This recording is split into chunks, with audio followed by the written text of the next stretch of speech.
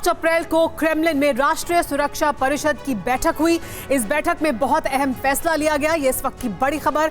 5 अप्रैल को क्रेमलिन में राष्ट्रीय सुरक्षा परिषद की बैठक ली पुतिन ने और यहां पर अपनी डेडलाइन फिक्स कर दी। पुतिन ने ऐलान कर दिया कि अब डेडलाइन 1 जून की है, जिसे तय कर दिया गया है पुतिन की तरफ से। 5 अप्रैल को देखिए किस तरह से क्रेमलिन में राष्ट्रीय सुरक्षा परिषद की बैठक हुई। राष्ट्रपति पुतिन ने नेटो के बढ़ते खतरे को देखते हुए यूरोप विनाश के विध्वंसक मिशन को हरी झंडी दे दी। एटमी हमले का पहला टारगेट बन सकता है फिनलैंड। व्हाइट सी से लेकर आर्कटिक सागर तक रूस ने बड़ी नेवल तैनाती कर दी है। रूस की बेलगोरेद सबमरीन व्हाइट सी के सेवरोदोबिन्स्क नेवल बेस से रवाना हो चुकी है।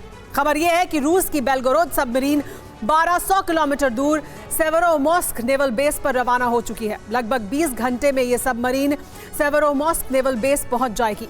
यह नेवल बेस नॉर्वेजियन और बैरेंट सागर के बीच में है। फिनलैंड का उत्तरी किनारा यहां से बहुत करीब है।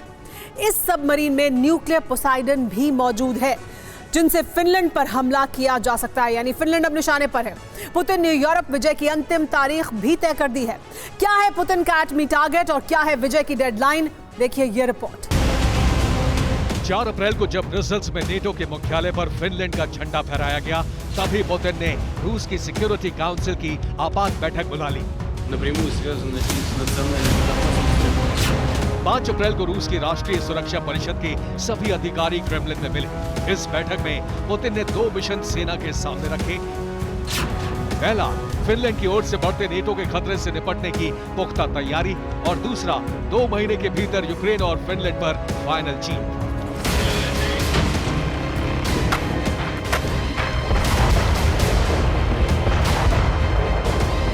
पुतिन ने राष्ट्रीय सुरक्षा परिषद की बैठक में विजय की तारीख 1 जून तय की है।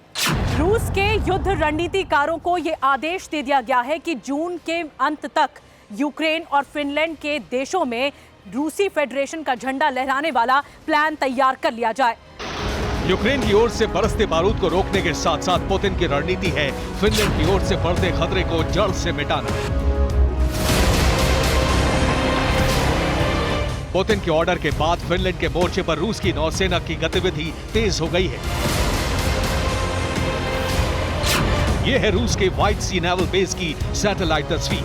यह है व्हाइट सी में रूस का सेवरोदोबिन्स्क नेवल बेस। समंदर का पानी बर्फ हो चुका है और इस नेवल बेस पर खड़ी है एक Belgorod nuclear submarine. Naval base से लेकर समंदर के पानी तक आइस ब्रेकर से जमे बर्फ को काटकर बेलगोरोद का रास्ता बनाया गया है, जिसे सेवरोमोस्क नेवल बेस के लिए रवाना कर दिया गया। यह तस्वीर 3 अप्रैल को ली गई है। इसका मतलब यह है कि जब फिनलैंड और नेटो ब्रसेल्स में झंडा फहराने की तैयारी कर रहे थे, तभी बेलगोरोद को एक्टिव कर दिया गया था।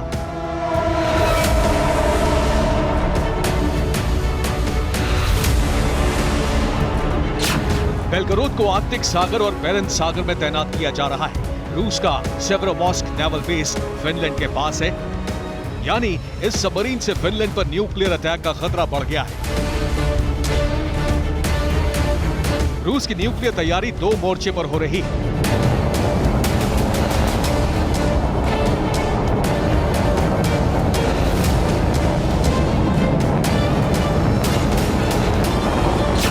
बेलारूस में टैक्टिकल न्यूक्लियर वेपन की तैनाती के बाद बेलारूस के राष्ट्रपति पुतिन से मिलने मॉस्को पहुंचे।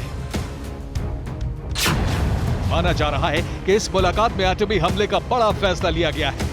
मॉस्को और मिन्स्क के बीच एटमी अटैक को लेकर कोई सीक्रेट डील हो चुकी है।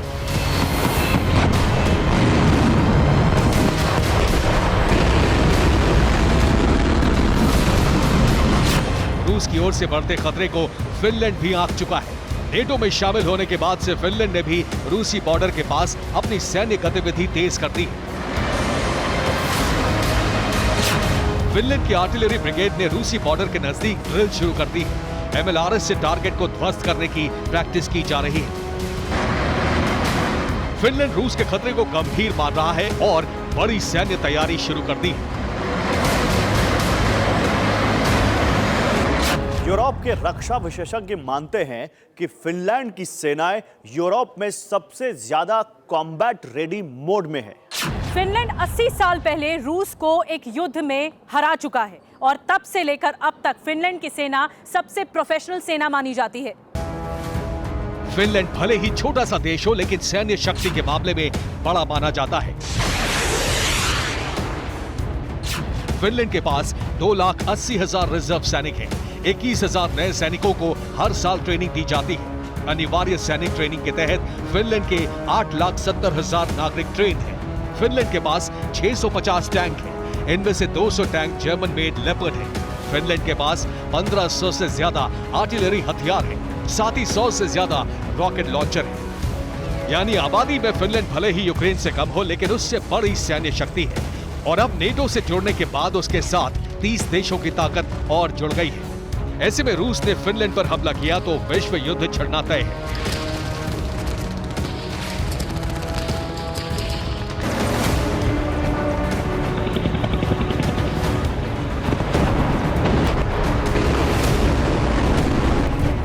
रूस ने फिनलैंड के खिलाफ एटमी तैयारी पूरी कर ली है, तो नेटो ने भी काउंटर अटैक करने की तैयारी पूरी कर ली है।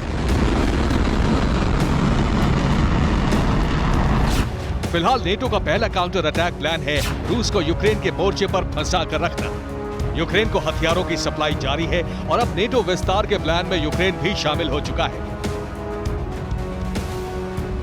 नेटो प्रमुख जेंस स्टोल्टनबर्ग ने पुतिन को भड़काने वाला बयान दिया है।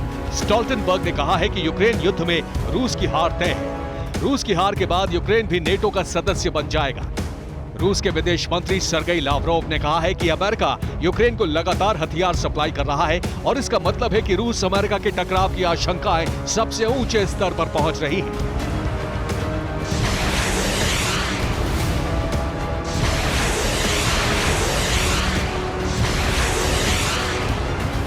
फिनलैंड के नेटो में शामिल होते ही रूस ने बड़ी एटमी तैनाती शुरू कर दी है। अगर यूक्रेन में रूस को हराने के बंदोबस्त किए गए तो ये तय है कि यूरोप और अमेरिका पर पुतिन न्यूक्लियर हमला कर देंगे।